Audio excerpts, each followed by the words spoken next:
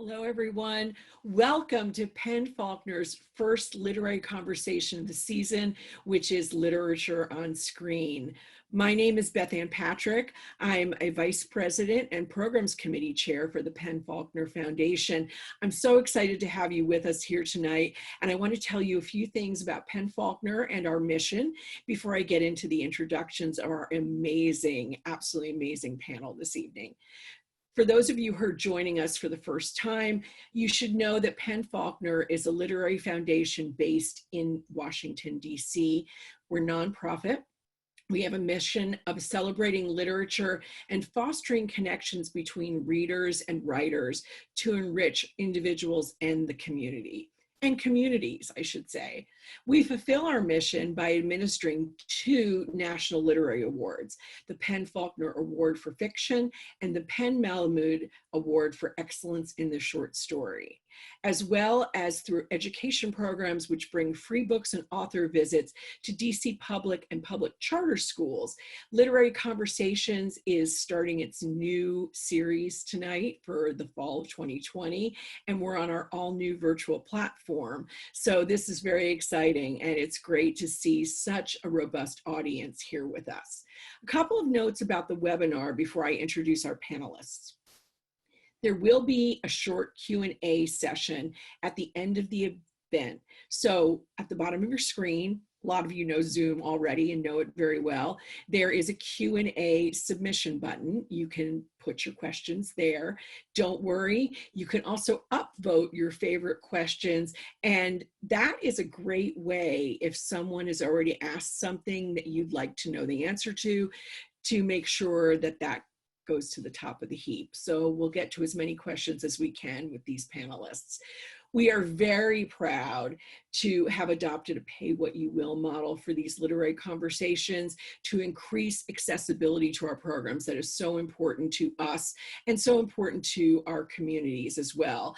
It's a tough time. So consider, if you're able, making a donation to Penn Faulkner. We're going to put up a link in the chat. Don't worry, you won't see it on the screen, but it will be in the chat.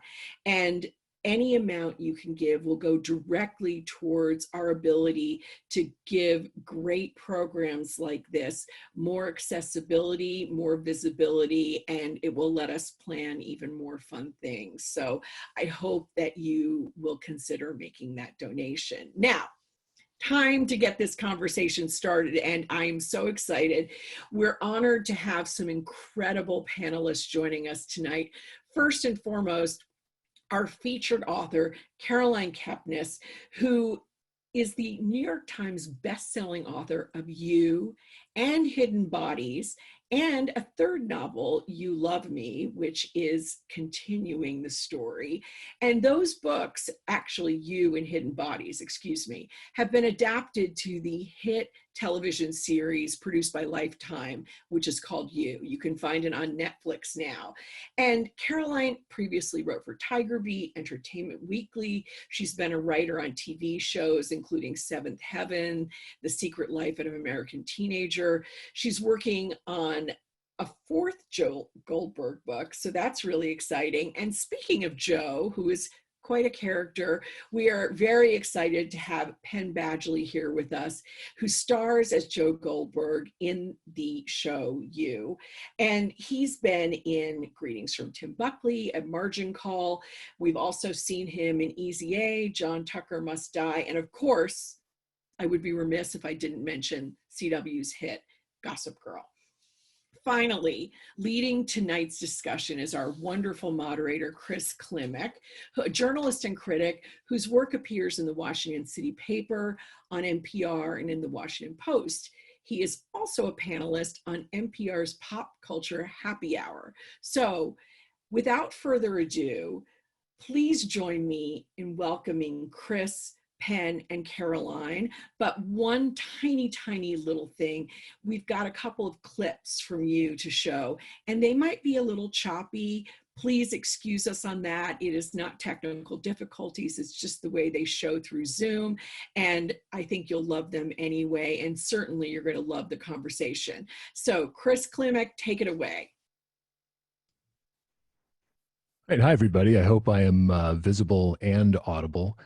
All right, so I'm going to start with a question for Caroline, which involves a very brief recap of recent history. Okay, so that's You, her novel about Joel Goldberg, who is, among his admirable qualities, also a murderer and a predator who hacks his victims' emails and or social media accounts to help him get away with his crimes. This is published in 2014. The sequel, Hidden Bodies, comes out in 2016. That same year, we have our first presidential election where hacked emails and manipulation of social media are critical factors. And when it's all done, we have our first Twitter president. A year after that, stories in the New York Times and the New Yorker allege decades of predation against multiple women by Harvey Weinstein. And then the dam breaks and Me Too is a movement. So there is catching the wave of the zeitgeist, and then there is catching the 100-year wave that Patrick Swayze talks about in Point Break. That's my literary reference. This is Penn Faulkner, so I wanted to go high-minded early. So Caroline, do you have a satellite dish in your brain, or a tuning fork, or a Ouija board? How do you tap so directly into what so many people are thinking and feeling and experiencing at that moment in time, 2016-ish? I do, yes. I found it in the woods when I was a kid, just looking around, and it's all in there. Oh, No, I think I overreact to things in the moment and get very scared about things. So it leads to me imagining things like what is the worst thing that could happen? It's a disappointment when life kind of follows suit, as you eloquently put it about the past few years. But something about the way that our ability to communicate changed so much in a relatively short amount of time.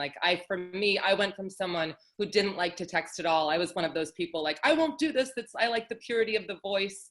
And within a matter of weeks, I was someone who was like, why are they calling? Why don't you text me? So when you feel yourself going through that kind of change, it gets the train going of well, what else is possible, yeah.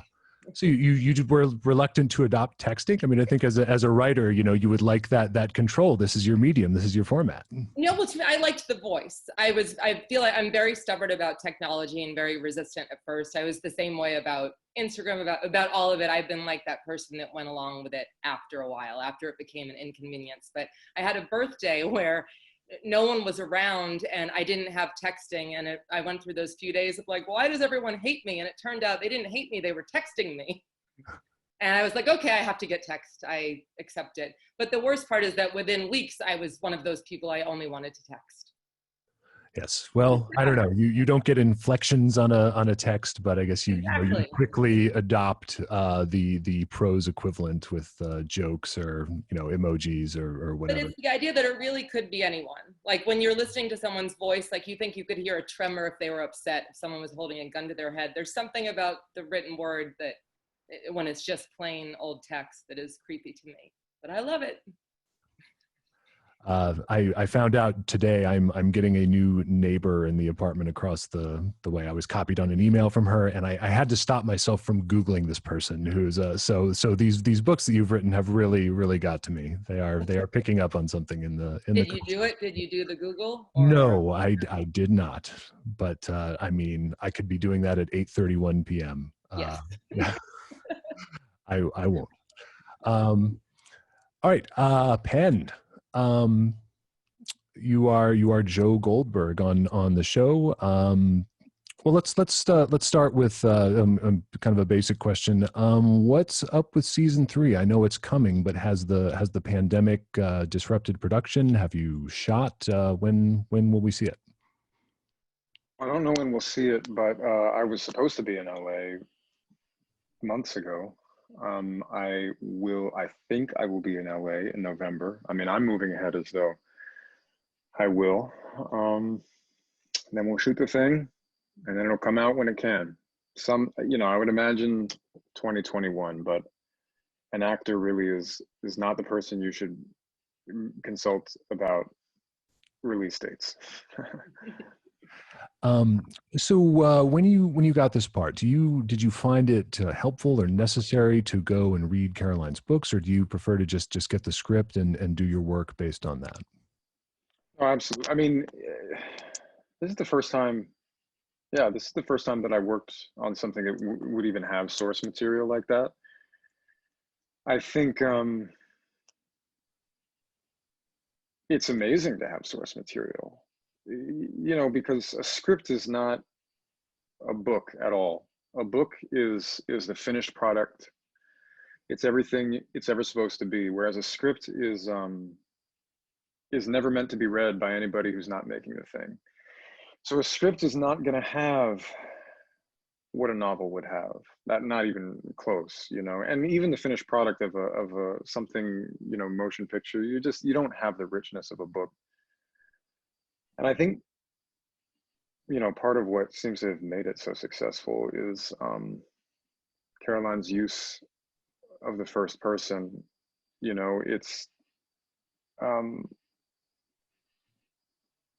or rather, is that second or third person, whichever. I think the first novel Yeah. is second person, right? I was trying to think. Yeah, of yeah. No, I realize, because it's I, but it's you. It's the Yeah. you that is so incisive. It's the title. I mean, the title really does sum it up so well. And there are endless pronoun jokes that we're able to make when we're talking about the show. You know, when you say you, it has a lot of meanings. So to be able to dig into that, I mean, I find Joe on the page far more troubling than I do on the screen. I've said before, I think there's a number of reasons why it wouldn't be the experience that we all wanted it to be if you really brought Joe from the page to life without any kind of like transliteration, you know, or translation, I suppose. So, I mean, for me, the first book was more important than the second because our show continued. Like, I think the world of the show continues to become its own translation of it. You know, its own adaptation, its own version. And you know, Caroline understands this too because she writes in television, or she has written, right? And isn't that right, Caroline? Yeah. Mm-hmm. Am I wrong? Yeah. Okay. Yeah. And I think it's appropriate, you know. So it's like the first season, Joe from the page was much more on my mind than in the second. In the second, I think it was already like, look, I can't worry too much about too many things. I just have to do what I know that I'm doing now, you know. So the first book, I mean, you know, and because I was reading the first book with the pretext of having to bring Joe to life, the first book was hard for me. I was like, oh, and it was compelling. I mean, it was as compelling for me as it was for anybody. I mean, it's hard to put down, it's hard to pick up, you know. It's like Well, I apologize for interrupting, but you accepted the role before you had read the novel? No, I accepted it while I was in the middle of it. Ah, okay. And you know, I've been vocal privately and publicly about how much I struggled bringing him to life. It's very different for me than it is for Caroline, or even for Greg and Sarah, who create the show, you know. And that, you know, it's been said that I think that might be what makes me a good person to portray him. You know, I don't revel in it too much, but yeah, I was like 3/4 of the way through when I accepted the role, and then when I came upon the ending, and it was, you know, it was a moment of reconciliation. And they ride off into the sunset madly in love. Right off into the sunset. Yeah, you know, I think there might be some printing error in my copy. Yeah. Oh, I'm sorry about that. I don't remember that part. So Caroline, do you hear from readers, either, you know, at readings, public events, or correspondence, and particularly women, although it could be men too, who have been victims of stalking and or cyber stalking, and if you do, what do they want to talk to you about? Yes, over the years, there's a lot of catharsis there in reading about the experience of reading a story of someone who gets caught up in that and doesn't know it, because I think people feel very criticized when they go through that. Everyone loves to say, how did you not know that he was a jerk? Or how did you not see this? And so when you climb into the perspective of the person doing that act and invading someone's life and breaking every boundary, and see how convincing they are, I think that it's like, I've heard from people that it's really nice is the wrong word, but it's comforting to read, and it's kind of liberating to say, okay, this is how it happens. This is like a very slow breakdown of how someone's able to do that a little charm will get you a long way. I mean, because was one of my drives in every book. I'm like, he's sensitive, he reads a lot, he's a really good listener, he pays attention. It's like all of these things that we've all been conditioned to look for in a man, but they're all taken to a dangerous place. Yeah, we don't want our partner or prospective partner to pay quite that much attention. Like, right. 85% of that would be great. Right, but at the same time, I feel like when you asked before about, like, to me in 2013, I was, and I'm always like aware of the changes in language that are happening. Like, to me, when I was a child, following someone was bad on every level. Like, if someone was following you, it's a dark word. It means there's danger. It also means on a personal level, if someone's a follower, that they're not thinking for themselves. And then when following became an act of friendship, something about that was kind of unbalanced to me. And it's something that comes up in every book of like, well, what do we want? You know, what do we want from people? How much do we want them to follow us? And then also we have to understand that we don't get to make those rules. It's just not the way humans are built. They're going to do things we don't want them to do, like Joe. Being the worst possible version of that. Yeah. I mean, I certainly relate to that, and to your point earlier about being sort of resistant to the vocabulary of social media. Like, I remember, I think 2009 was the year I got on Twitter, and realizing that these short little posts are called tweets.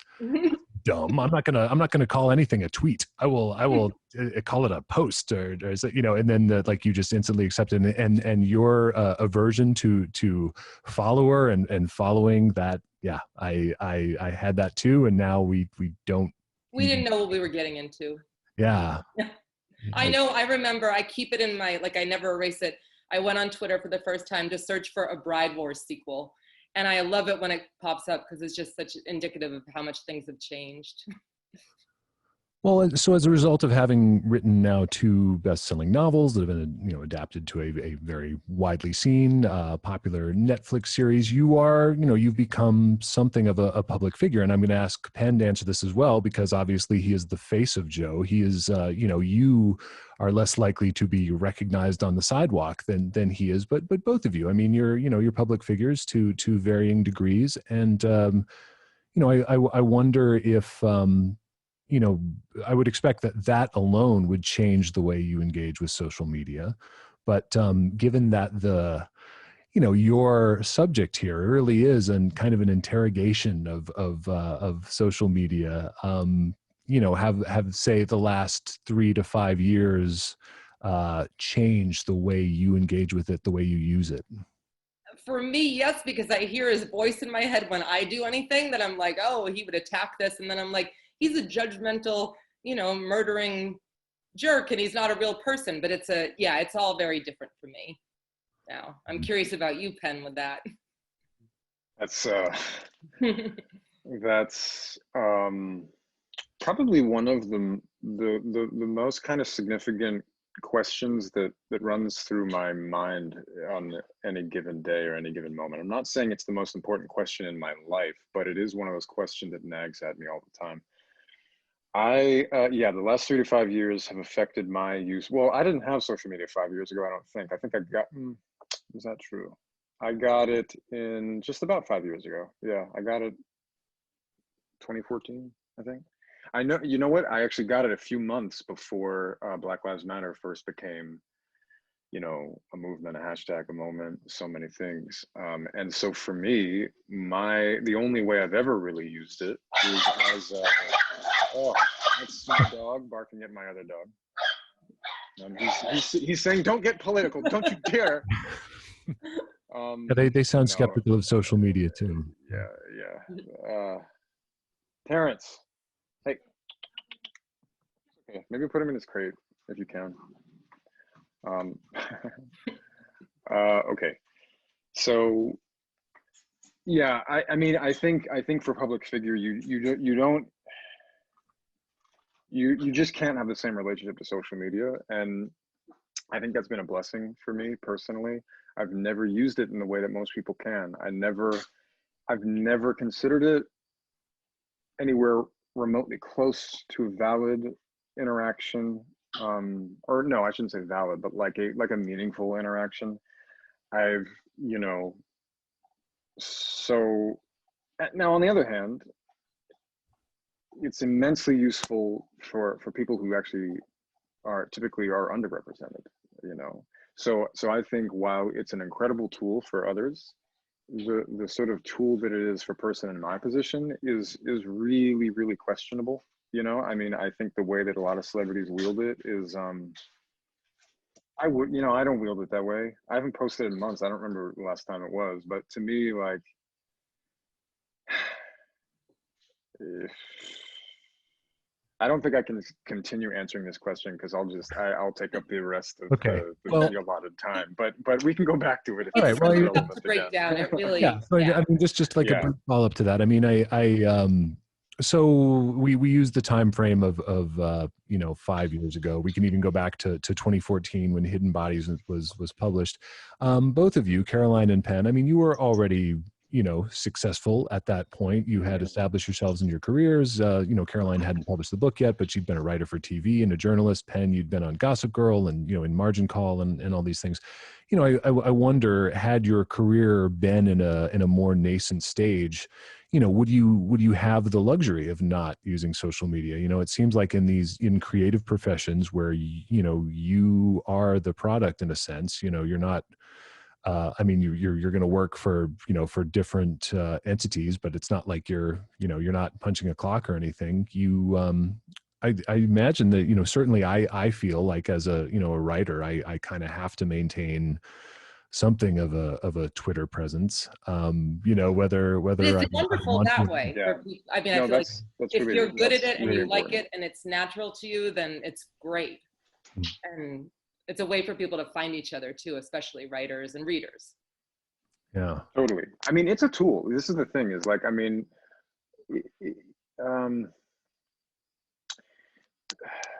people connecting is always, well, I'll go ahead and say it's usually positive.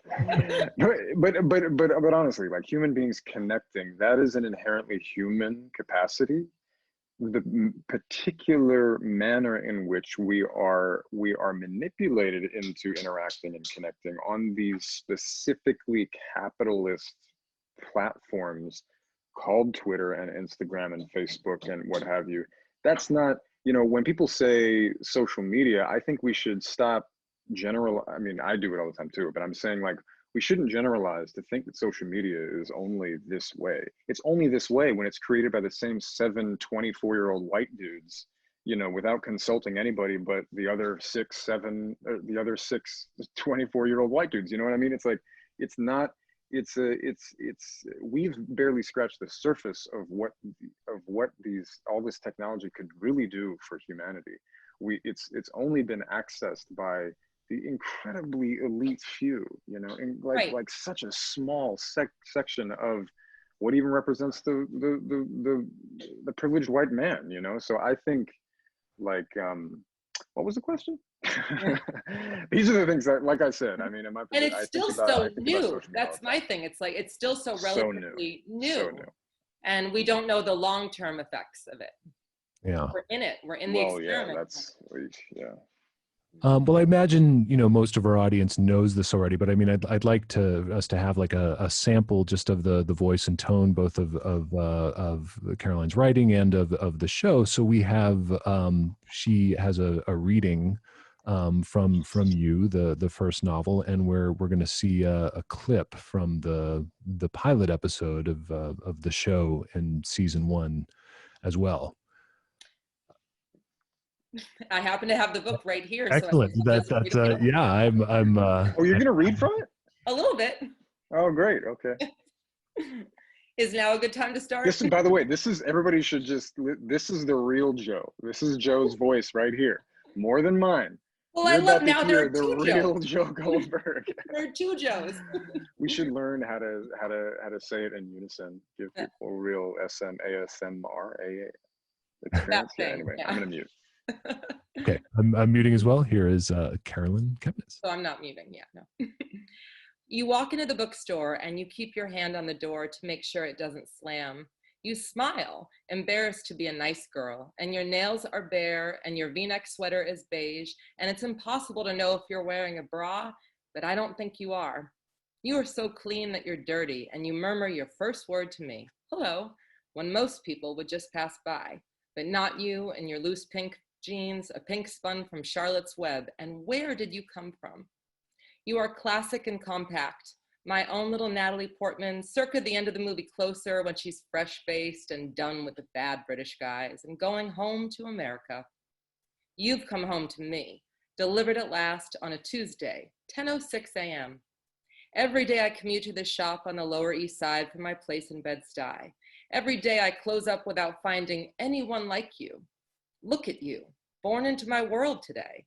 And I'm shaking and I'm popping Ativan, but they're downstairs and I don't want to pop an Ativan. I don't want to come down. I want to be here fully, watching you bite your unpainted toenails and turn your head to the left. No. Bite that pinky, widen those eyes. To the right. No. You reject biographies. You reject self-help, thank God. And you slow down when you make it to fiction. Yes. I let you disappear into the stacks, fiction F through K, and you're not the standard insecure nymph hunting for Faulkner you'll never finish, never start. Faulkner that will harden and calcify, if books could calcify, on your nightstand. Faulkner meant only to convince one-night stands that you mean it when you swear you never do this kind of thing. No, you're not like those other girls. You don't stage Faulkner and your jeans hang loose and you're too sun-kissed for Stephen King and too untrendy for Heidi Julavitz, and who will you buy?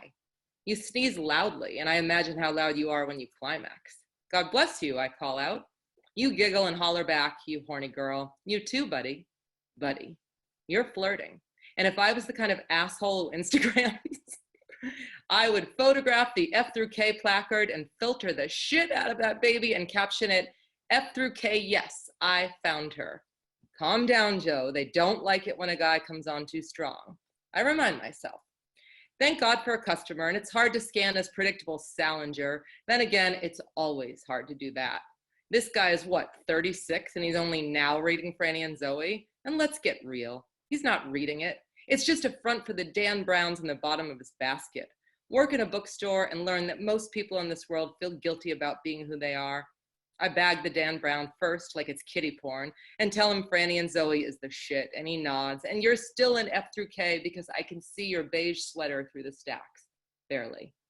If you reach any higher, I'll see your belly, but you won't. You grab a book and sit down in the aisle, and maybe you'll stay here all night. Maybe it'll be like the Natalie Portman movie where the heart is, adapted faithlessly from the Billy Letts book, above par for that kind of crud, and I'll find you in the middle of the night. Only you won't be pregnant and I won't be the meek man in the movie. I'll lean over and say, excuse me, miss, but we're closed. And you'll look up at me and smile. Well, I'm not closed. A breath. I'm wide open, buddy. Hey, Salinger Brown bites. He's still here? He's still here. Can I get a receipt? Sorry about that. He grabs it out of my hand. He doesn't hate me. He hates himself. If people could handle their self-loathing, customer service would be smoother. I think we're supposed to applaud like this because clapping is bad on microphone, harsh on the ears, but is outstanding. All right, so we're going to roll the clip from the pilot episode now. So I think we all have to briefly stop our video and mute ourselves, and we'll see the clip.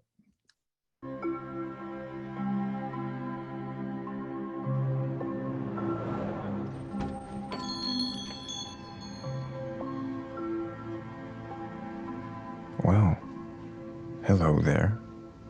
Who are you? Based on your vibe, student. Your blouse is loose. You're not here to be ogled, but those bracelets, they jangle. You like a little attention. Okay, I bite. You search the books, fiction, F through K. Now, you're not the standard insecure nymph hunting for Faulkner you'll never finish. Too sun-kissed for Stephen King. Who will you buy? Sorry. You sound apologetic, like you're embarrassed to be a good girl, and you murmur your first word to me. Hello. Do you work here? Guilty. Can I help you find something? Paula Fox? It's a good choice. I feel weirdly validated. Follow me. She's gonna be in here. Celebrity authors. That Fox was pretty obscure. She is Courtney Love's maternal grandmother. You're not expected to know that. Good. I didn't. Mr. Mooney wants anyone in here who's even tangentially famous. He thinks it sells more books. That's sad.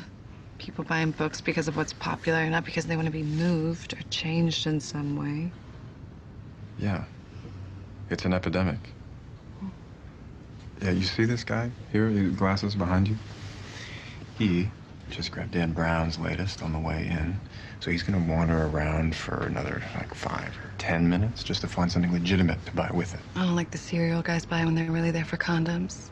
Only makes it more conspicuous, like, own your shit. If Dan Brown's your kink, then be out about it.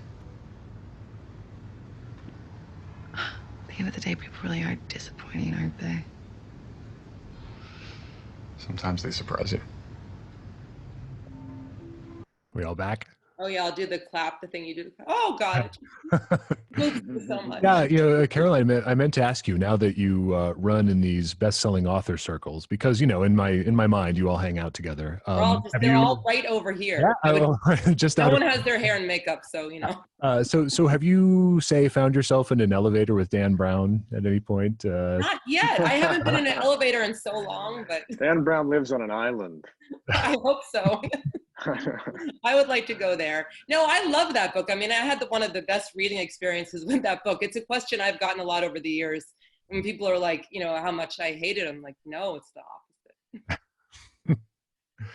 All right, so we got a little bit of this in both in the passages that you just read and in the part of the Netflix show we just saw, but Joe is forever making these really caustic observations about the world and in general that are really funny.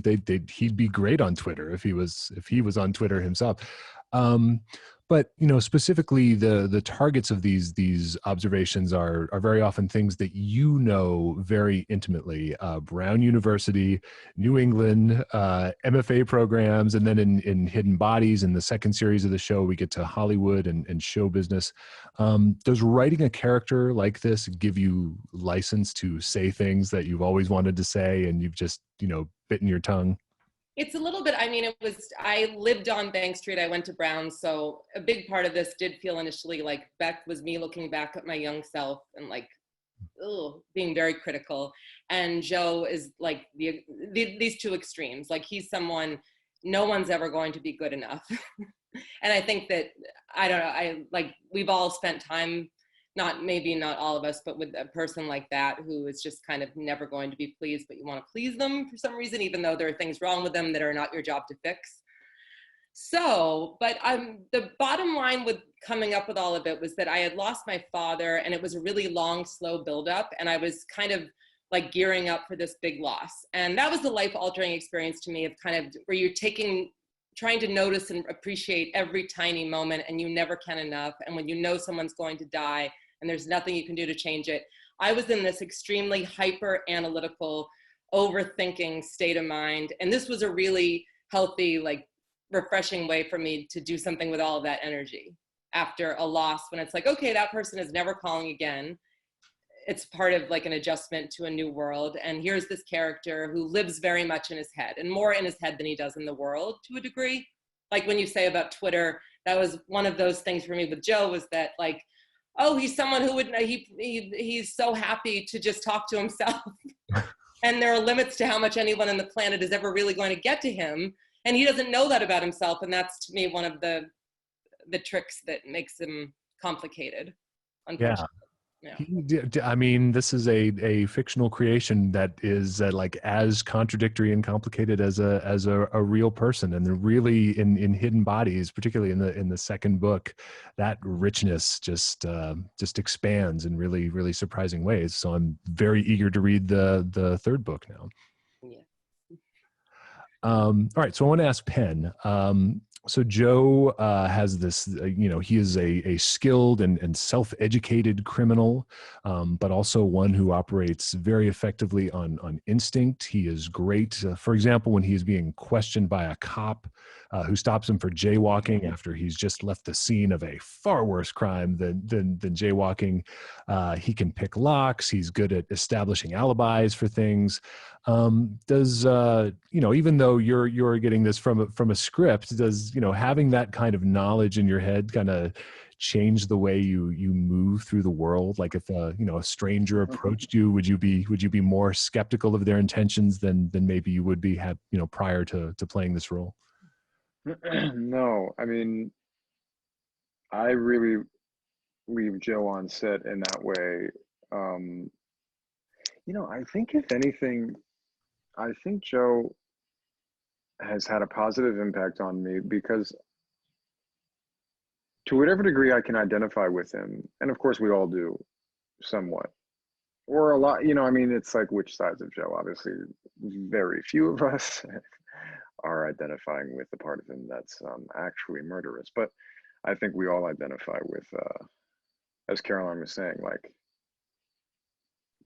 when we suffer, we tend to overanalyze, in our sadness, our vision is actually clouded. Sometimes we might think it's more, or that it's sharper, that it's clearer, but I think actually sadness brings a veil of a kind, and we do become overly analytical. And so to me, as much as I do understand him, I also think, okay, where I understand him and identify with him, that I have some accounting to do there, some self-accounting.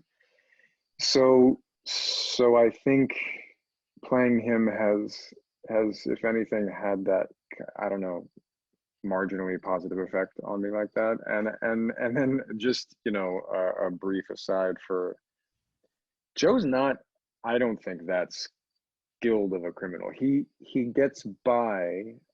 I think what he does is he reveals how dumbly easy some of this stuff is if you just had the lack of conscience to do it. And then some of the stuff, at least in the show, I'm actually speaking strictly in the show, because I think in the book, the world is inherently, because it's a book, so much more detailed and vivid, and you have the time to make everything real. I mean, for instance, in that clip, what Caroline read versus what we saw, maybe 5 to 10% of her words were really in there, because that's all the time we have. I would like to to be 500 hours long in the next season. Right. I mean, okay. Yeah, it's like, but that's just the way that things get translated. So to me, what is lost in translation, but then we create our own version, is I think a lot of what Joe does in the show is sometimes it's a little outside the realm of what would be practical and simple and easy. And as the person who has to do some of it, you realize how logistically, like, this wouldn't play out in real life. But, we're telling a story here. So I think I see Joe way more as like, when it comes to skills, he's bumbling and fumbling most of the time, except for building an incredible box. The guy builds a box like no one can. How did he do that by himself? Yes, that's yeah. I mean, I'm wiry and sinewy strong, but he's a whole other level. He's very, he's got 4 arms. I rode my bike to a self-storage place yesterday, and I looked at it and I was like, wait, I wonder what's in some of those storage. Yeah. So he's actually quite competent and amazing in ways that we explore less in the show. I think sometimes what the show is exploring is like how he people just let him get by in a way. People just like don't suspect him. They don't expect this from him. He smiles somewhat sweetly, probably more sweetly in the show than he does in the book. you know, and he gets by. And then yeah, you know, there's some lock picking and there's some stuff that would require a lot of dexterity, and you know, he's an autodidact, I guess. But it's a good combination of motivation and self-pity. It's kind of like the past few months, there have been jokes about everyone being locked in their home, you know, kind of what he does to people. And I don't know, I find that entertaining in that one respect. That when we're like, I feel like he's someone who feels cornered, and so he's had to figure out how to do things. And now Yeah, a lot of people are in that mindset. That's one good thing about him that I've heard before. Well, that leads into another question that I had. I mean, this is a guy where, you know, a pivotal part of his background is he was locked in a cage with a bunch of books, you know, so he is extraordinarily well read. Beck in You, in the first novel, talks about how he's read more than anyone in her MFA program, and clearly his deep reading is one of the things that makes, you know, feeds his sense of superiority of the people around him. But he also references pop culture a lot, you know, I mean, and not just, you know, Hannah and Her Sisters, which is, you know, it's a Woody Allen movie, so it's kind of elevated in a way, you know, more so than like Pitch Perfect, which also comes up a lot, or Fast Five, or how do you decide what's an appropriate reference that Joe would have in his head? And is there anything where you're like, well, that's a Caroline reference, that's not a Joe reference necessarily?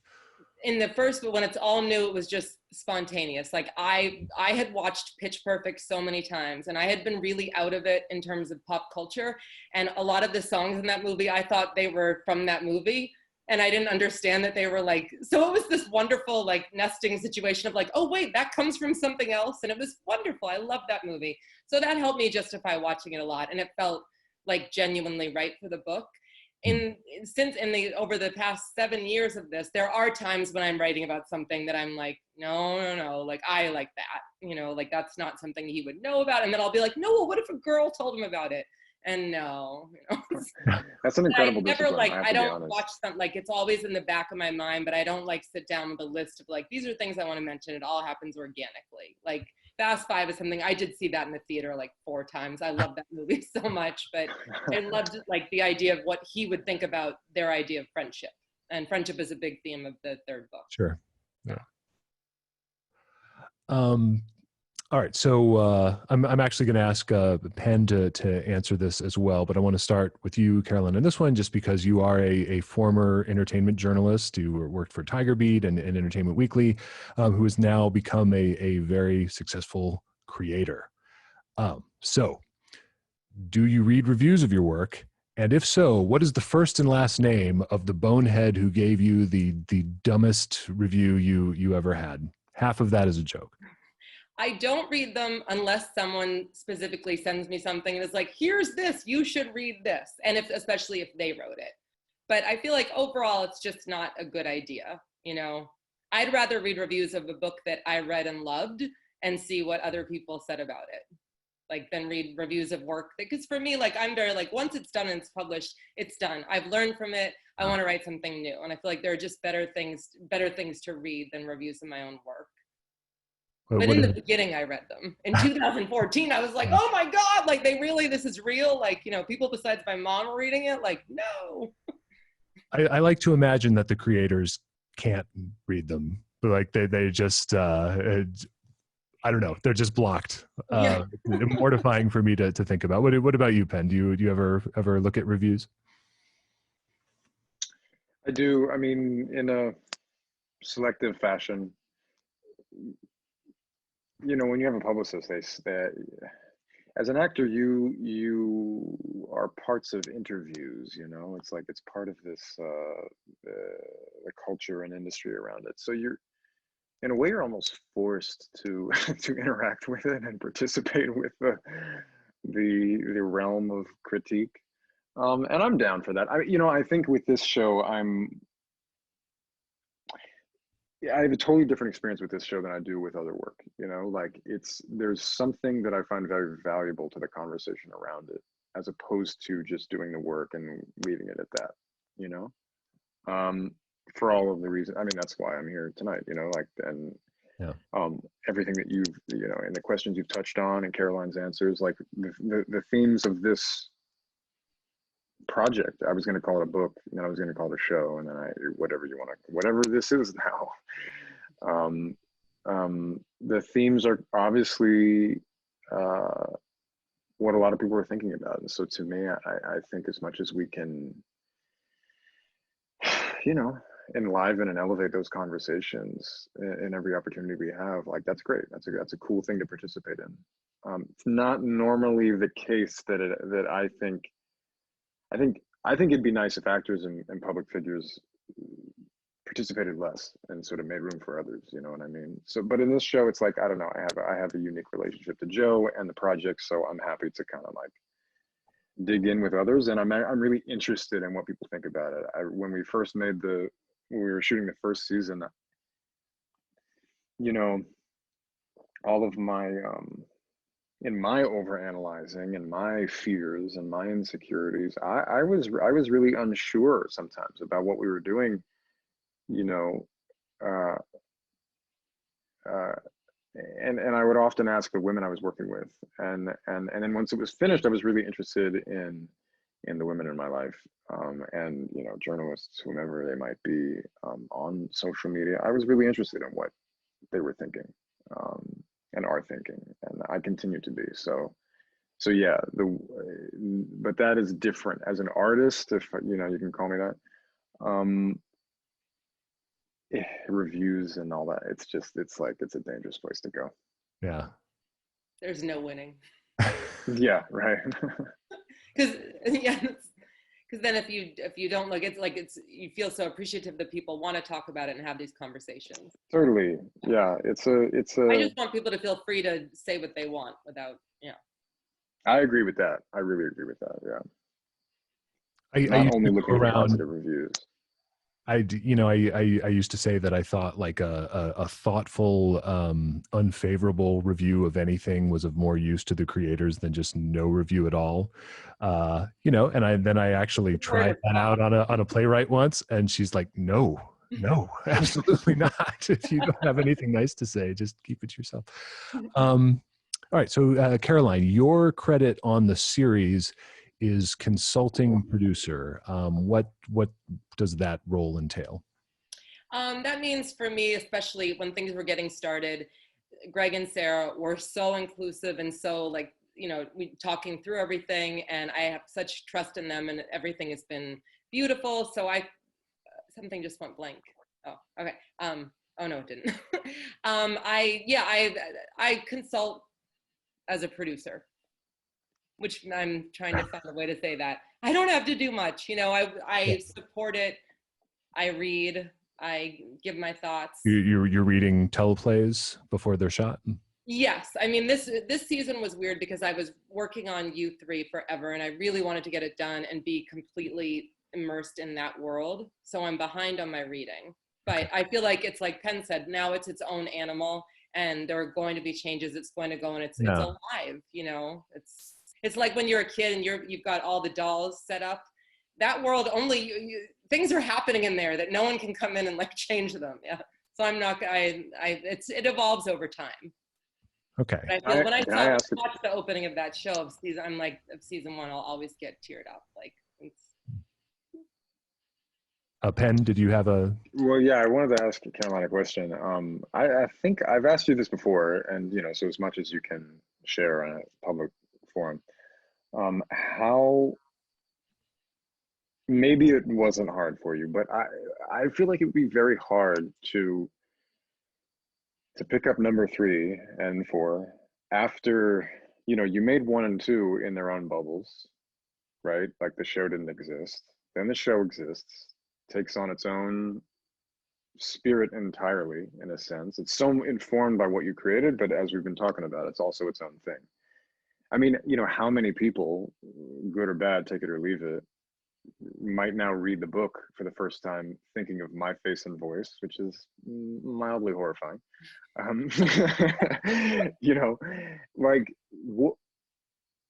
So for you, starting 3, actually, I don't know when you started 3, I forget when you say, but at least do it, finishing 3, starting 4.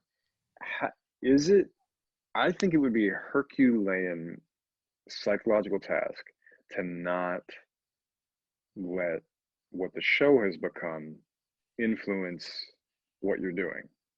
Yes. Thank you. Okay, good. Okay, good. Anyway, moving on. Like seeing you, like I have to remind myself that you're not, you know, like right.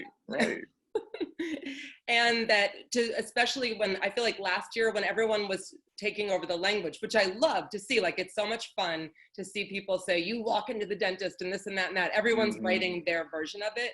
And there's the show and there's you. And it's fundamentally different from the book, and especially like season 2 ended on such a different note, and the characters make different decisions in life. Well, exactly that too, right? It's yeah, like, so it's been a lot of like breathing, and then the one good thing that I like about writing, it's like for me every session is like starting off like, oh, this is hard, and I can feel sorry for myself, and on that level of like, well, yeah, I've never done this before. I've never written a third book. I've never written a character in a voice that's now I could also just go sit down and watch it on TV. Like it's mind-blowing. So I'm like, okay, like get over it and then start writing. And then the more that I write, the more I get into it, the more it just the same thing that happens with the show, the more it becomes its own world. And then I found myself going in and joeing it up. Like he's meaner than that, or he's, you know, oh, he'd feel this a little differently. He'd have more time to dwell. Because I feel like in the show, like it's good. It was interesting to read chapter 1 and see that scene, to see the language kind of like what falls away, like the Heidi Julavitz mentioned, which I totally get. But it's like that breathing in a book. It's just different. I always thought of the books exclusively in Joe's head. So yes, I have to tell myself that he's not like Paco. He, you know, that didn't happen to Book Joe. I love that story. I've always said like the main difference. That's a question in a moment. For me, I'm like, if Book Joe had a Paco, he wouldn't be Book Joe. Do you know what I mean? Like it's exactly not even remotely close. Book Joe, like no, there's no Paco. No, there's definitely no Paco. And so yes. So it's my favorite challenge of my writing life. Well, let's get into that a bit more, and I'll throw out this kind of vague warning to listeners if maybe you've just seen the show and you intend to read the books but you haven't yet, or vice versa. We can't really talk about the changes made in the adaptation process without getting into some specifics. So I'm gonna trust you to be your own judge of when you need to put your hands over your ears for a moment. All right, but you. Penn brought up Paco a minute ago. Paco, this young neighbor of Joe's in season 1, whose mother is in this relationship with this abusive dude, and Joe kind of takes Paco under his wing and gives him some books to read and takes care of him. Something similar happens in season 2, where there's a character, Ellie, another minor who is vulnerable, who Joe wants to protect, and in each case, Joe, who usually kills out of self-interest or out of a desire to protect himself, ends up killing someone out of a protective impulse. And I mean, that seems like a pretty drastic change to the character, So I wonder, did the showrunners or anyone else ever say to you, Caroline, like, we need Joe to be a little more likable if we're gonna put him on TV or anything like that? I'm glad you said that word likable, because it wasn't about likability, but in the book, it's like he has these internal conversations, and especially in You, he's talking to typewriters and he addresses, he has names for them. And I feel like visually that would have been such an extreme way to go. And for this to work as a show, I think we needed a Paco. You need this character. You need him to make decisions in real time, where it's not like you can't have a tender moment with the typewriter.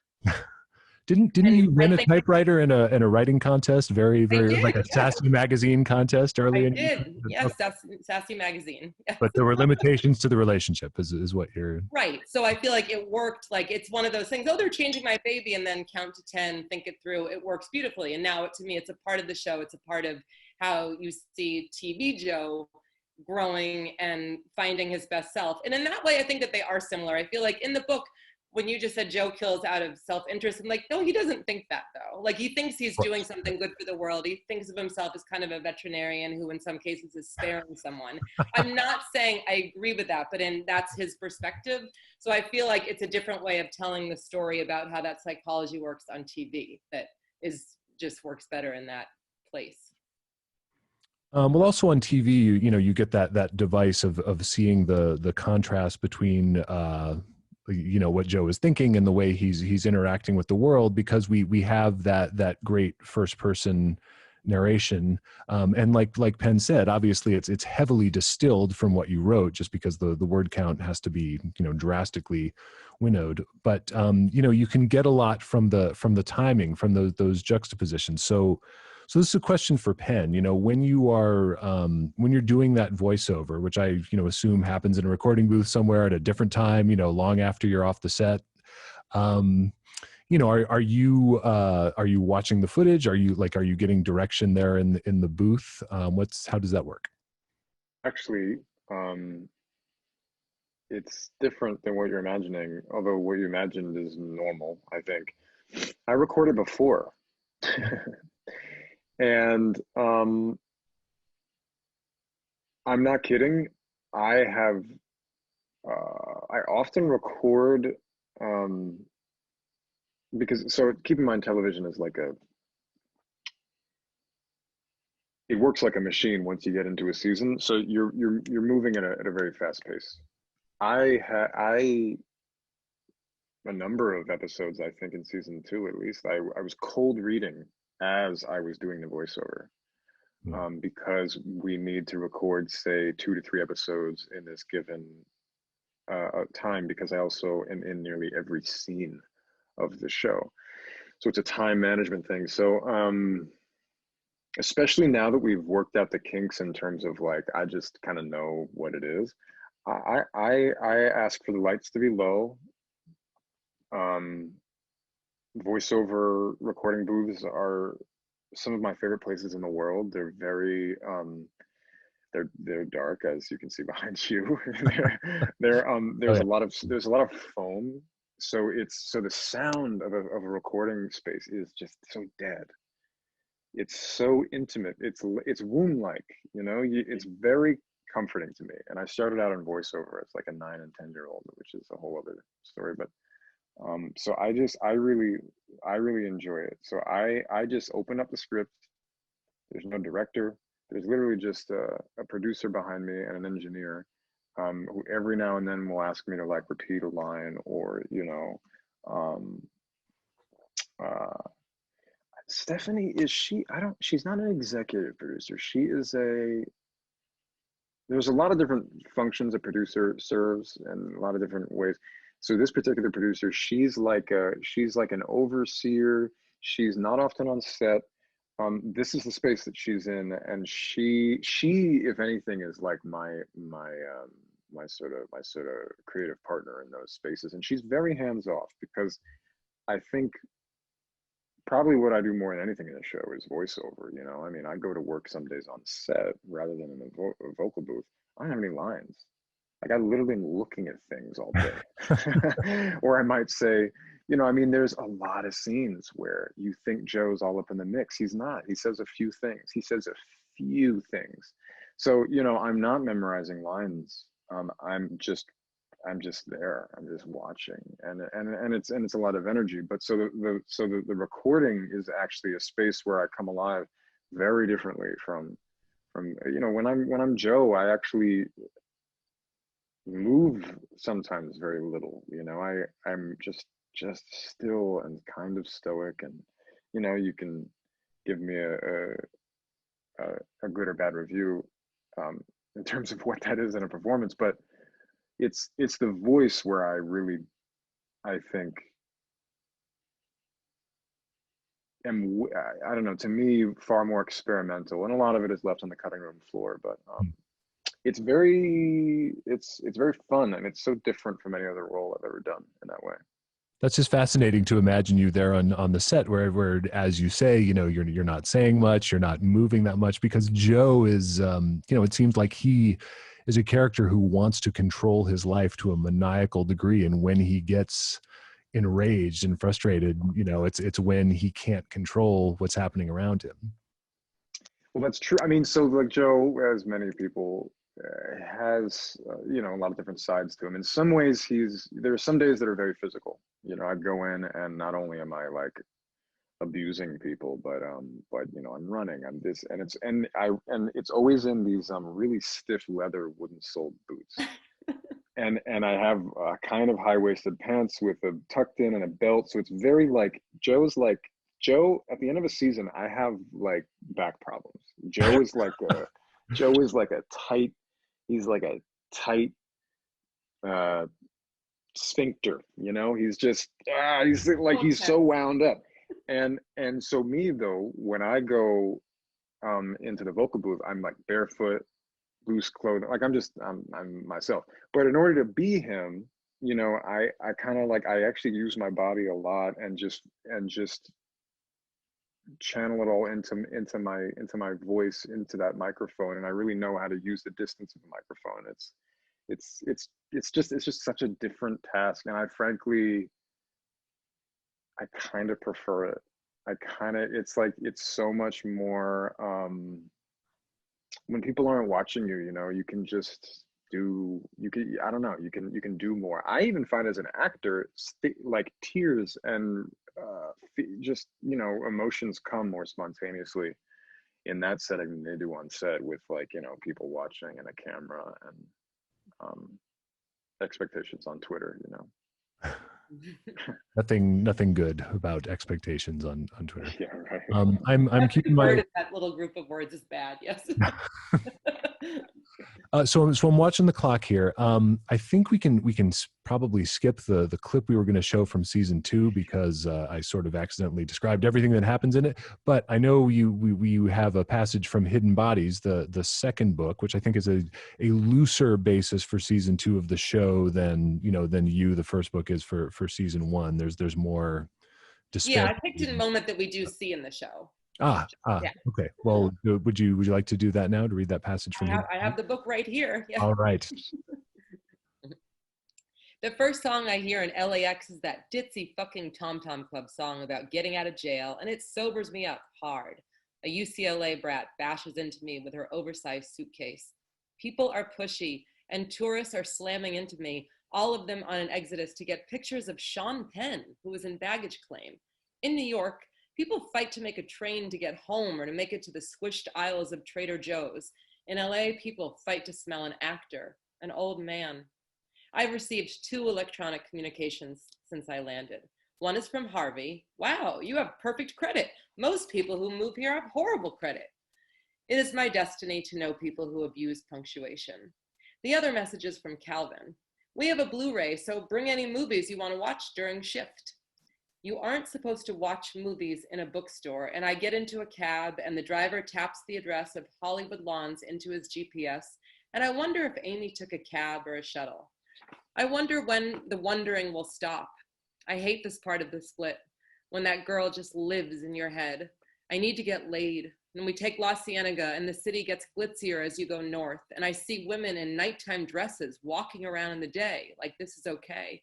I see homeless people like from down and out in Beverly Hills, and I see the Capitol Records building, and my heart quickens when we reach Franklin Avenue. Amy, Amy, Amy. And when I emerge from the cab, I step in dog shit. Fuck, I seethe. My head pounds, the sun, the vodka. The driver laughs. People in LA, man, they like their doggies. Hollywood Lawns looks like the building in The Karate Kid, and the dogs trapped in the small apartments bark as I walk up the stairs. The for rent sign beams month to month. I wonder if Amy lives here in this very building. You never know. She is just the kind of lying transient who would gravitate toward this. Her sublet in New York was week to week. I should have known then, but your dick makes you blind. Harvey looks older in person, waxen with arched eyebrows. It's hard to look at him, and I let him talk to me about his act, and I agree to get drinks with him. He tells me my apartment is on the first floor, right by his office, and I brainstorm future excuses to avoid time with him. He warns me about ridiculous shit. One thing you gotta know about the hood, newbie, this isn't New York. You can't be jaywalking. They will ticket you, and those tickets will add up. I knew LA was anti-walking, but that's ridiculous, I say. Harvey smiles. You sound like me when I see Joe Rogan on TV. Downright ridiculous. Am I right or am I right? Conversations about Joe Rogan are not a part of my life, so I don't encourage him the way you don't laugh at a child who swears.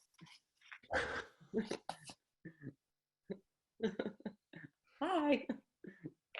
So this, we're in this century. We're in this golden age of anti-heroes, like from the Sopranos to Walter White, Vic Mackey, Hannibal Lecter, who of course comes from novels and movies, but then was most of his screen time was on a TV show where we're sort of, we the audience are kind of implicated in these terrible crimes because we want this anti-hero, this protagonist, to escape justice at least long enough for us to have this exciting ride with them. And you are particularly good at coming up with characters who I want Joe to kill. Benji, Peach, 40. So, I will confess to having homicidal ideation towards all of these characters. What is the secret to that, to making someone who is not homicidally inclined, at least briefly and in the realm of the imagination, want to wish someone dead? For me, it's moments when I've seen someone hurt someone I love or someone that I don't know. Things I've watched and read where I'm mad for someone, I'm outraged. I want, when you go to that place when someone is being their absolute worst self, and that for a fact. It's normal people say, okay, we all have our story, that person is doing that for a reason. The Joe part of it is living and pausing in that moment and allowing that person to just keep going and being terrible, terrible, terrible. And then to me, making it, you don't understand why Joe's doing it. I mean, not that you would do it, but we all know that feeling when someone is just being absolutely horrible. Also, we all know how if you fester in that and you let that dictate your actions, you're getting into trouble because you're thinking you're so wonderful all the time and no one is. And that's what comes down to it for me. I also have to love something about all of them. Oh God, I guess I would enjoy you for a little bit, Yeah, and this is another thing that I think gets richer and more complicated in Hidden Bodies, the second book, the dynamic between 40 and love, and a few pages after you want this guy dead, you're feeling guilty about wanting them dead, and that element is very, very true to life. It is like a relationship you have with someone you really know. Right. And that was all part of Joe's identity too. To me, he always considers himself the victim, the one in the right, the only one with a moral compass. But the other part of that logic is that if he's moral, no one else can be. Oh, God. No one else will ever go through what he's been through. No one will know how hard it is to be him. So that's what I mean about his kind of all humans, none of them quite get to him, but he wants them to get to him. And yeah, well, so we've been talking over the last hour or so about the way that the upcoming third season and the third book coming out in the spring, presumably will deviate even farther, along separate tracks than the extant books and seasons of TV. So I mean, I'm thinking about literary characters who've had these long afterlives on screen. They are still making James Bond movies. James Bond does not belong to Ian Fleming, who's been dead for 60 some years. Sean Connery does not own, and I actually want you, Caroline, and Penn both to weigh in on this. Can you think of Joe Goldberg as a creation that could potentially outlive either of you? Yes. I would love that. Yeah. I hope once where the world is different, if the world is still around, my dream is always that there will be a used slot machine one day. That was one of these things when this started. I would keep asking my lawyer, she's like, stop asking about a slot machine. I'm like, never, I'm not going to stop. Your merchandise demands are very specific. Would you accept a pinball machine, or does it have to be gambling? Oh no, I want it to be a slot machine. She's clearly thought about this, Chris. And I think Penn, leave it alone. Yes, I have. Yeah, and I think it couldn't have my face on it. No, I'll say that much. No amount of money. But imagine the bonus round would be your voiceover. Yeah, right. Walking around. Yeah. This idea of Joe having a legacy. I mean, yeah, I'm curious what that's like. I have played another character who has you know, to say legacy, I don't know, it sounds dramatic if I'm speaking about a character I played, but you know, Gossip Girl is what it is, and my character Dan Humphrey is who he is, and there's some would someone call that a legacy? Well, if there is one, it's interacting with Joe now creating his, and I think that's kind of fascinating. I don't imagine that I will. I don't know that a third icon is in the future and whether he'll interact with these two. So the idea of Joe in 10 years, I think, will be really interesting to me, because I guess I'm curious, given the last, you know, 4, 6, 8, 10 years, or we could extend it to the origins of the American institution. You know, I don't know. I think, like, are the next, what, you know, what will the future behold for us all that will look at a character like this, and what will he show us, and what will be relevant still, what will be less relevant? That I'd never really thought about it, to be honest, but it's really interesting to me. So I'm looking forward to that. But of course, we can't know until we're there. Yeah, Joe truly is a product of his time. Yeah, and yeah. I'm sure many elements of him will be timeless. And then I think, well, with the show, I think far more than the book, the use of social media and its visual, I don't know, just that skin. Like I wonder how that will hold up. And how it's impressing people now in there as they read and discover who they are. Like, I just think of being younger and reading American Psycho for the first time, and those passages about Whitney Houston and feeling like, oh, this, like, I connect to this. And it's nice to hear from people who are writing and, like, this makes them want to do that. So that's for me, that's the best part of the legacy. All right. Well, that's a good place to transition to our audience questions, because I've been getting to ask all the questions for an hour plus. Penn and Caroline, can you see a question window, or oh, right. Should I when I pull it up, does my face go away? Not that that's the problem. Q&A. Still see your face. Okay, cool. Right, I'm just scrolling through.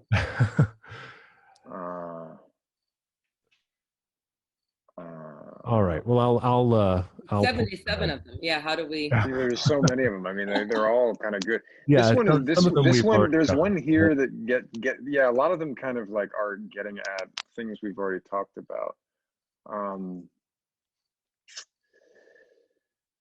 don't know. All right. Can I pick one out? Please. For Penn. Hi, Penn. I am a public school teacher, and your fans all know you're a big reader from your roles in You and Gossip Girl. What are some of your favorite books that had the biggest impact on you during your high school and college years? You know, this is towards the end of those years, but when I was 22, I read a book called King Leopold's Ghost by, I want to say his name is Adam Hochschild. I think it's spelled like Hochschild, but I'm not sure how you say it out loud. He has a follow-up called Bury the Chains. They're both nonfiction. They happen to be that year I read The Brief Wondrous Life of Oscar Wilde, which was the last book of fiction I read until, like, I was 29, and I read Parable of the Sower by Octavia Butler. Oh, I just got that. Yeah, it's that is another eerily timely novel. Oh yeah, there's a lot there, man. It's really interesting.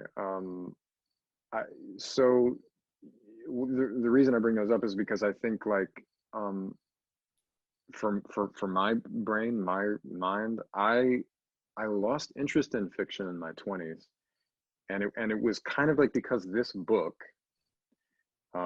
King Leopold's Ghost, you know, and forgive me if what I'm saying is it's sensitive, but it's like it brought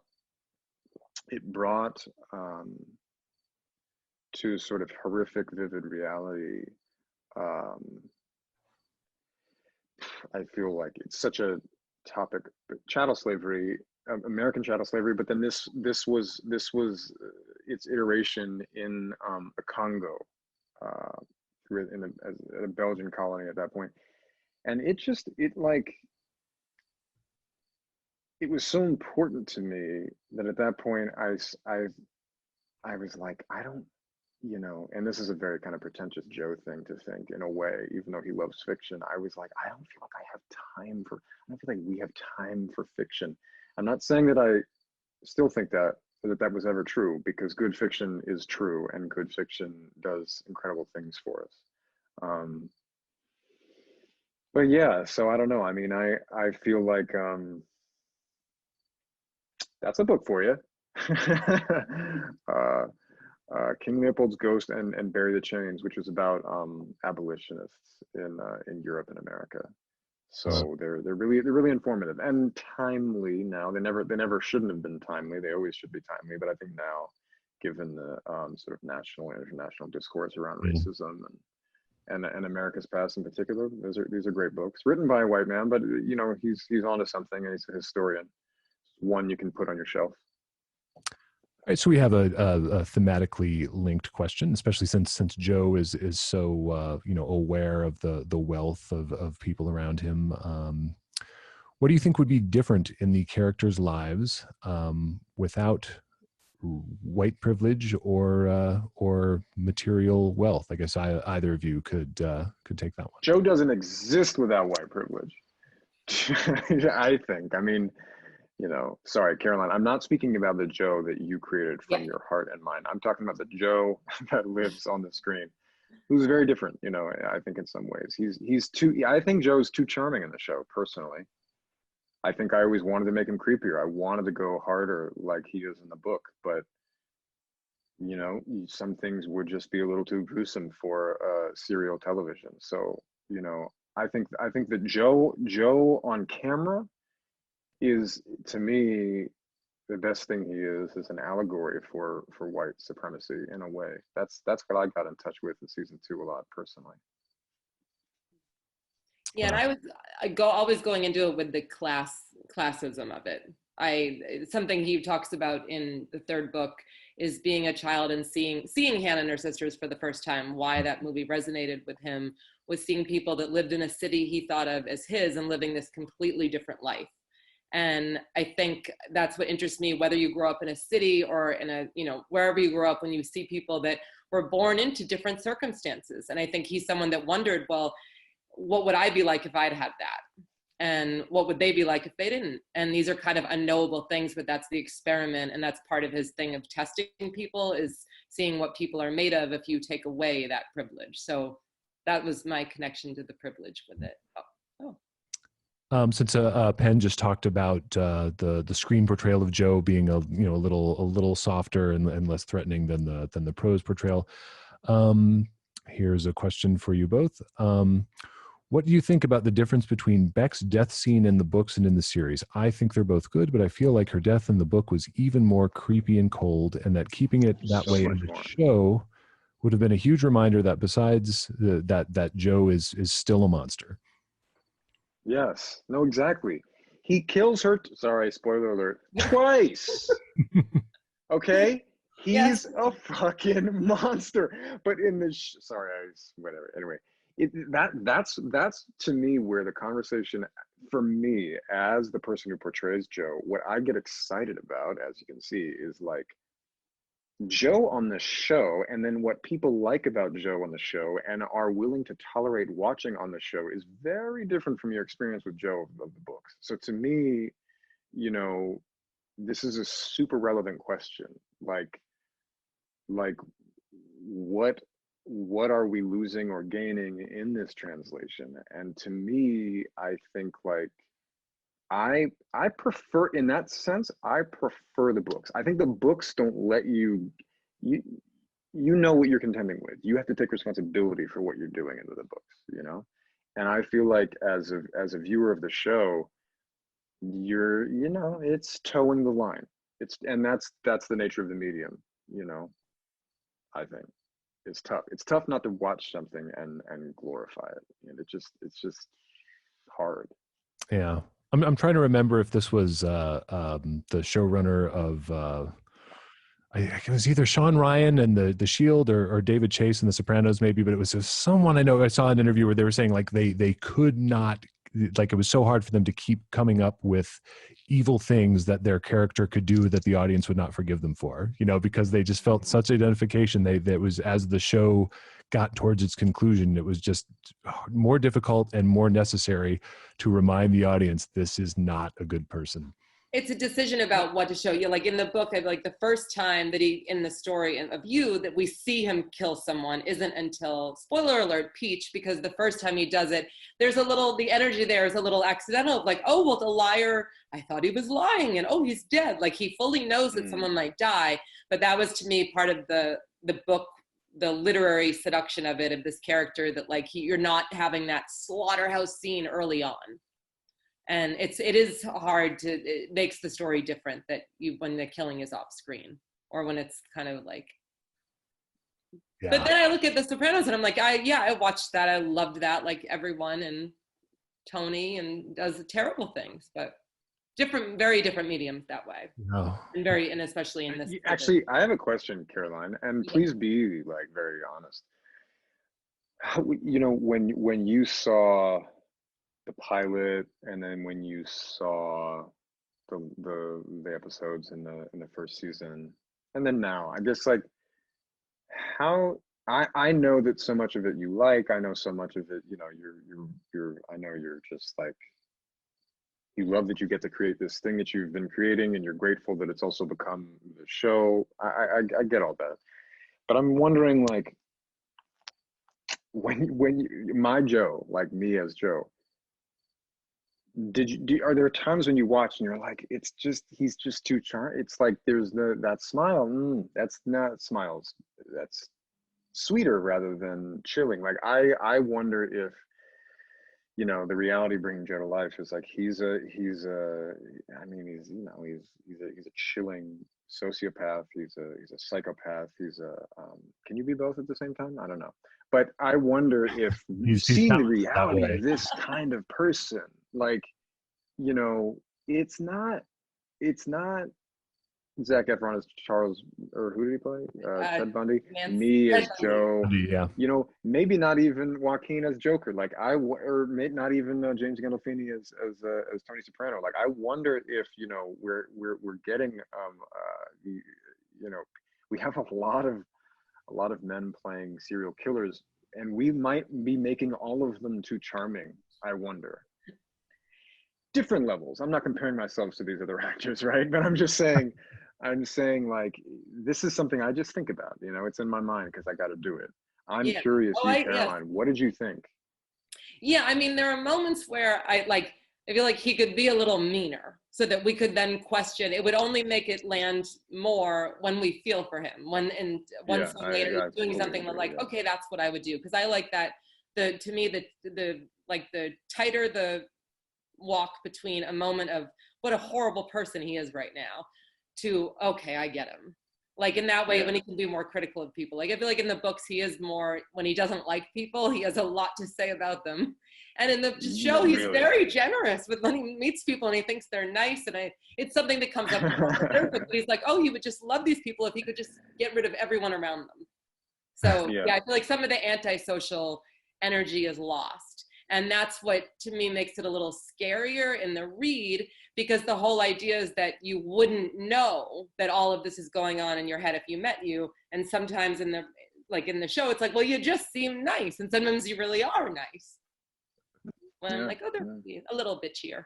This is what you get for casting a charming actor as your lead. Yeah. But then it works so much when I separate myself and watch it on its own. Like that's, it's fun. Here's a good one for Caroline. As a woman, do you find it hard writing from a male perspective? Yes, that was initially, I started writing from a female perspective, and I wanted to go away. I wanted to feel like I was doing something that I could not do. I wanted the challenge. I wanted to feel like I was maybe failing on every page. And I feel like it's good writing advice I've gotten over the years from people, like, do something that you don't think you can do, that you technically should be able to do. And that was, for me, one of my comfort zones was Beck, and was putting him in a city where I lived and putting her in a street where I lived. So all of that was familiar, and that was like my security blanket of trying to go into the male mind. Yeah,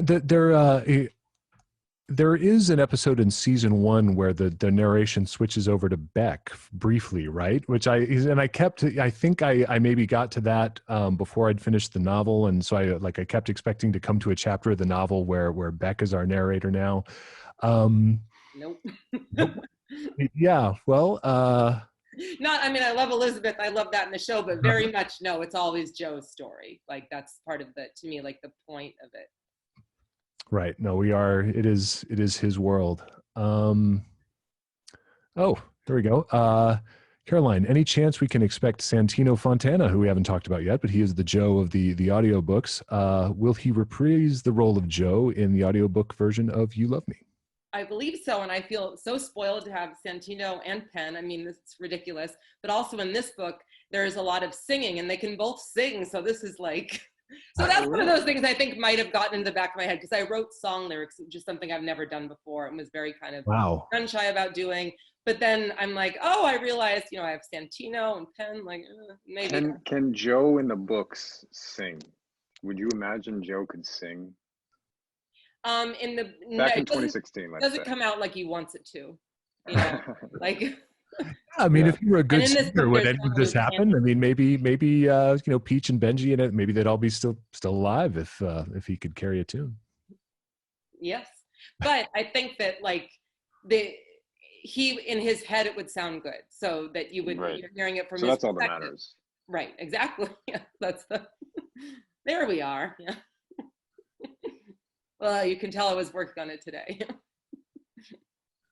I'm fascinated to learn that you're writing lyrics for your. Well, I already wrote them. Those are in the book. Like, there's no going back. They're in there. All right. Wait, I have a good one. Sorry. Here. This is a question for Caroline and me, I suppose. Why does Joe never wear shorts? Something where I grew up, where I am, like men wear shorts, especially like even in October, November. And it's something since I was a kid that I notice is like, it's a strong man thing of doing, of like, the colder it is, I'm still going to wear shorts. I'm going to wear them in the snow in March. And one of my early identifying things is like, yeah, Joe is like the opposite of that. Like, he's not going to, but also at the same time, he's willing to be uncomfortable. All right. Well, I'm just going to say that fall has just arrived in Washington, D.C., where I am speaking to you from, a swampy, humid city where it is exactly the opposite thing, where you see dudes who will wear black jeans in the middle of July. Yeah, right. Yeah, because they're not gonna break. I am not one of those men. All right. Question for Caroline. I read in your bio that you won a Sassy magazine writing contest. That may be where the typewriter came from. The question continues. Sassy is a foundational feminist text for so many of my friends. Did it influence you and your writing? Hugely, immensely. Best magazine of all time. Every month when it came out was the most exciting day of the month. At some points, my parents would take me to Boston to get it because it was out and I couldn't have it yet because Cape Cod, things are a little slower. Just the best. Christina Kelly, Jane Pratt, like my earliest heroes. I mean, I feel like that's what the internet is for kids now, but at that age, that magazine was a portal to the future, to another world, to so many wonderful things. So when they liked something I wrote, that was a wonderful moment. And when I got a typewriter too, so my name in the magazine. And the story was about a girl who's dead from a drug overdose. And in school, they made me go talk to a guidance counselor. I'm like, it's fiction. Like, I'm making this up. What else do we have here?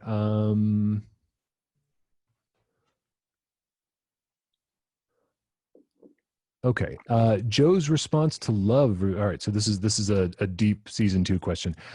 Joe's response to love, revealing her true self and their similarities, drew a strong parallel with how women and minority groups are typically judged more for the same transgressions. Was this intentional? Could you talk a little bit about the theme of judgment in both books and both seasons? Whoa, Penn. Is that for Yeah. that's whoa. Yeah, I mean, this is something I think about a lot. You know, I should say that, you know, I don't want to speak for Caroline, but there's nothing about the show that is overtly meant to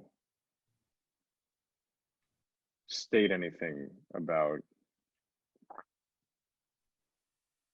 white privilege and white supremacy and all, you know, the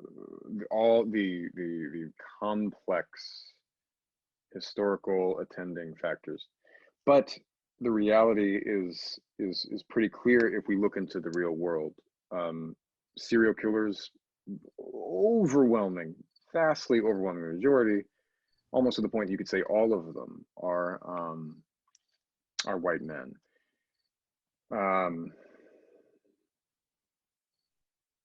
You know, are there other groups of people in other continents who are responsible for the death of many? Yes, but this is different from, let's say, a tyrannical, you know, a dictator, you know, something that's more military, political, what have you. This is, you know, a man, let's say a person, because a person who is so locked in their opinion of themselves and others that they're not, that it ultimately leads them to the belief that extinguishing some other's right to exist, removing some other person's right to exist, is what they're going to do. Let's not even say best or worst, like that's what they're going to do. There's no one who's even allowed to go there other than white men in our world. There's no theoretical world free of white supremacy. It just doesn't exist. There's no America that ever existed without it, you know?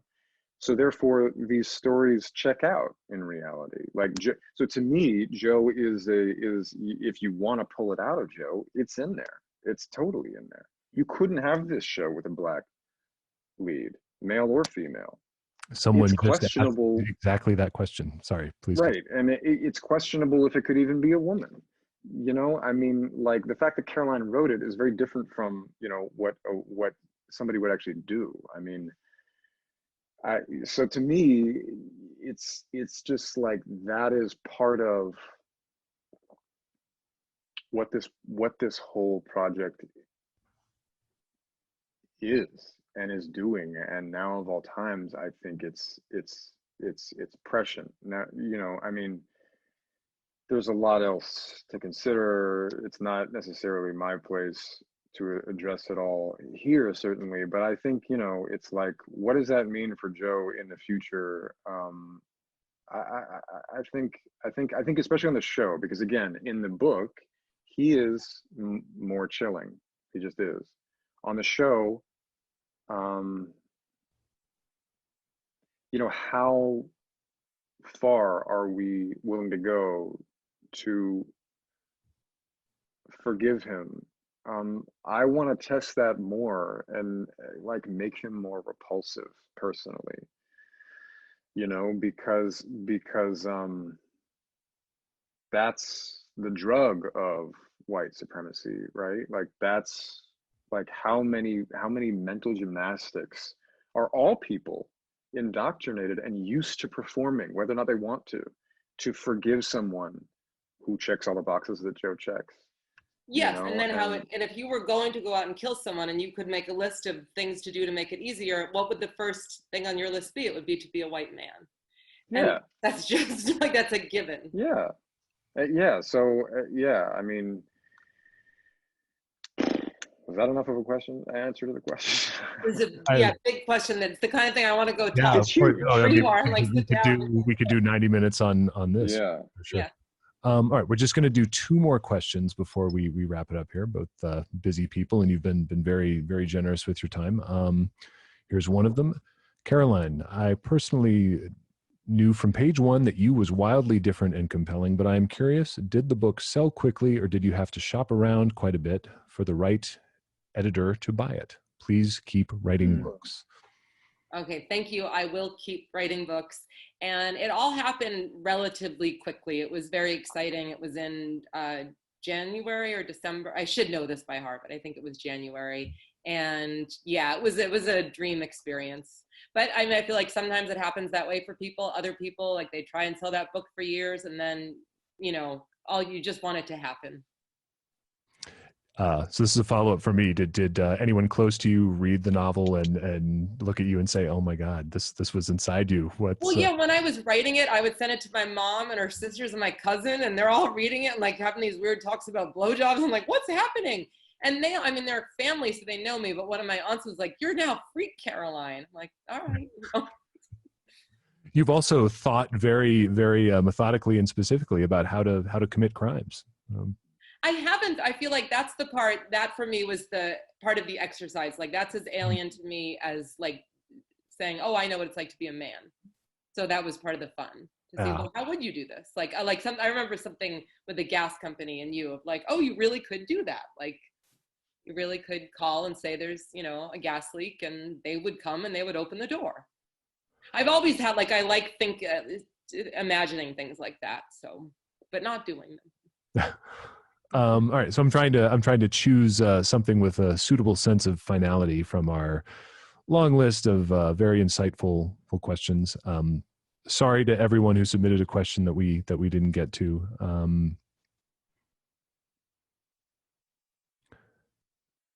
Pressure's on. Yeah. Oh, there's this is, yeah. Okay, someone asked, was there anything in season 2 from Hidden Bodies, the novel, that you had hoped would be included in season 2 that was not? I mean, I wanted the Vegas trip so badly. Part of like, I would have loved to go on that trip. That's like, again, that's adaptation. Like, things change, situations change. But yes, any author I think would pick up the book and say everything in here. I would ideally, everything would be, but you know, it wouldn't work in television. So there's a lot of like, I've had years of getting used to it, to the process. Mm-hmm. But yeah, Vegas, that, and a lot of the stuff on boats, but you know. Yeah. Do you think you're more receptive to it now than you may have been like on the first season, or you know, or earlier in your career about rolling with those changes? Yeah, and right away I said to Greg and Sarah that I had written a short story and I adapted it and made a short film before I read the book. And I'm so happy that I did that, because when I started to make the film, I was like, this is so easy. I'll just take the short story and plop it into final draft. And no, like the whole process, the writing, I changed everything. I mean, you know, there were things in the story that changed violently. So I felt I had real experience personally in that. And that is why I wrote a book, because in a book, you do control every single thing in a way that you can't. Like Penn said, the script is like, it's not the final product. So yeah, they're all working together, you know, on a daily basis. And as you asked before, the job of the consulting producer, to me as the author consulting producer, it's to say, you guys go do it, you know? Yeah. Well, I need to thank you both for being so forthcoming, so generous with your time. This was a huge treat for me, having just mainline 2 seasons of this show and read the 2 novels in rapid succession. What are you doing? You know, I think I'm going to look it's like for 80 collective hours of just. You know, what are you doing tonight? Yeah. I'm probably going to watch the HBO Max series, The Doghouse, which is a reality show about matching rescue dogs with receptive families. And it's just, you know, cuddly dogs and happy people who want to be dog owners. I think that would be a good chaser for 20 hours and, you know, 800 pages of you in Hidden Bodies. Thank you both so much. This has been such a privilege to talk to you, and I know everyone watching on Zoom appreciates it too. Thank you. Thank you. Yeah, thank you. Thanks for having us. Yeah. So I need to introduce a pal of mine. This is Gwydion Sullivan, who is the executive director of the Penn Faulkner Foundation. I have him to thank for my participation in this. It's been, you know, super fun, and I know Gwydion from his many years as a playwright here in DC. He is going to come on now and talk to you a little bit about the Penn Faulkner Foundation. Again, thank you so much. Good night. Hello, everyone. Thank you so much. I can't thank Caroline and Penn and Chris and Beth Ann enough. It means so much to us that you were here. And it also means a lot to me that you all were here watching, participating, making this another incredible literary conversation. We couldn't do anything we do without you. And that's why I'm going to ask to have the link dropped back into the chat for you to contribute if you can. I just want to let you know that even $15 puts a brand new book in the hands of a student in Washington, D.C., for whom access to meaningful stories is really hard to come by in regular circumstances. And these days, it's even harder. So anything you can do to help us make that happen for that student will make a tremendous difference. We are incredibly grateful. We hope you had a terrific time tonight. Thank you so much, and we'll see you again.